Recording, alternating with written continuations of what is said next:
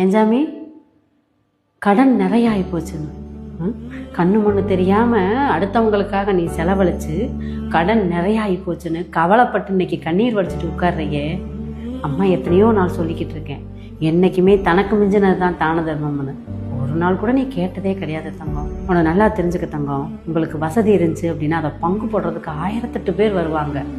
இதே வறுமை வந்துருச்சுன்னு வச்சுக்கமே, அதை பங்கு போடுறதுக்கு ஒரு ஈயாங்குஞ்சு கூட வராது தங்கம். என்றைக்குமே தனக்கு மிஞ்சினது தான் தான தர்மம்.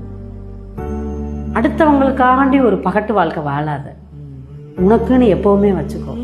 ஒருத்தனுக்கு செலவழிக்கிறதா இருந்தால் அதை பிரோஜனமாக செலவழி, இல்லைன்னா செலவழிக்காது. மறுபடியும் அம்மா சொல்கிற தங்கம், உனக்கு வசதி வந்துருச்சு அப்படின்னா அந்த வசதியை பங்கு போட வருஷ கட்டி வரும் உறவுகள் எல்லாம் உனக்கு வறுமை வந்துருச்சு அப்படின்னா திரும்பி கூட பார்க்க மாட்டாங்க.